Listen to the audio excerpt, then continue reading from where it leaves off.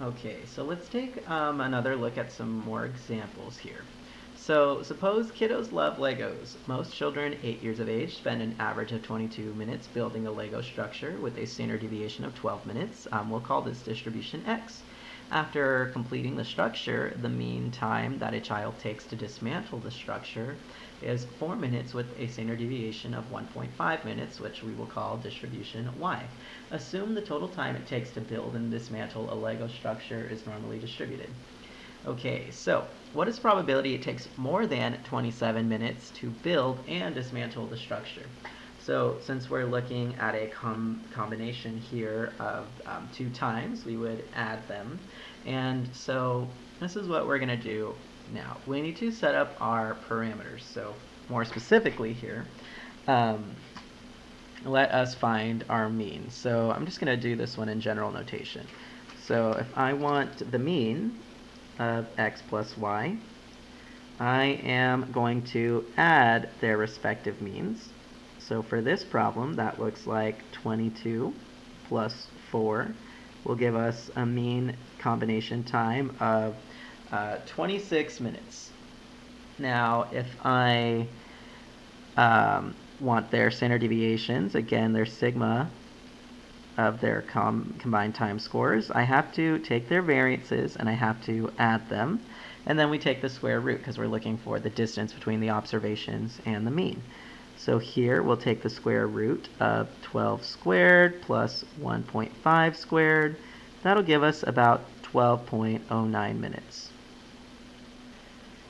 So notice that I've already used x and y, so when I define these problems, it's just better off to now avoid these two letters because they've already been assigned to something.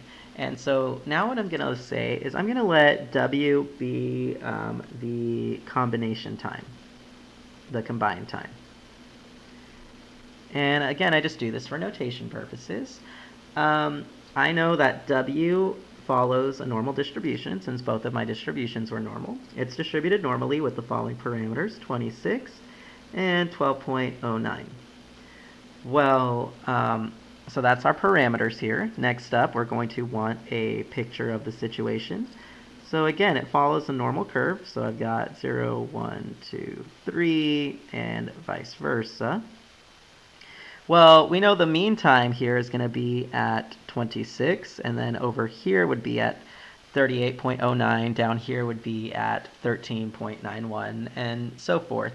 And actually, we could get into a pickle, right? Because eventually, we're not going to be a full 3 standard deviations to the bottom. So we're actually going to have a slight right skew, but we're not going to worry about that now. We're just going to do the problem. But this would be something to watch out for, right? Because we're always looking at the reasonableness of the context of our solutions.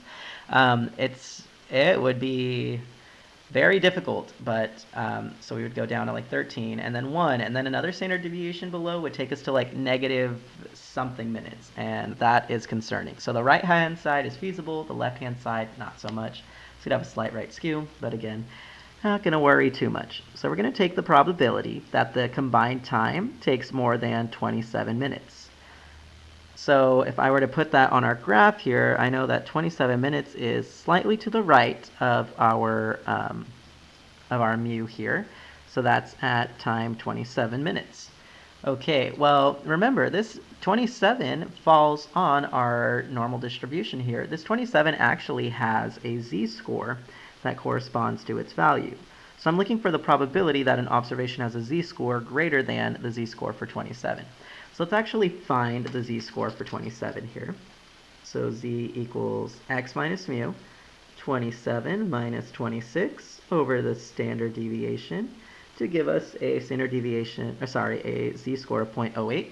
A time of 27 minutes corresponds to an observation that is 0.08 standard deviations above the mean here. So I'm going to sub that in, and then using our probability tables or our calculator, we obtain the following probability that there's about a 46.81% chance that it will take more than 27 minutes to build and dismantle the structure. So again, back to our 4 P's of probability, our parameters, our picture, our probability statements, and then our problem conclusion. And then, of course, I'll have my students which they love and adore, which they definitely don't, but write out a statement here that basically summarizes what this value means. But for notes purposes, we won't do that today.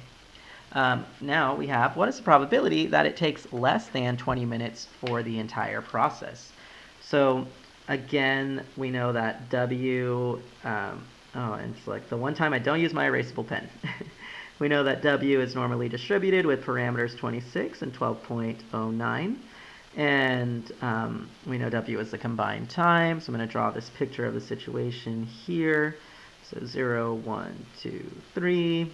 And the standardized normal curve is definitely not required for full credit, but you do need to have some indication of the mean here. So that'll be 26.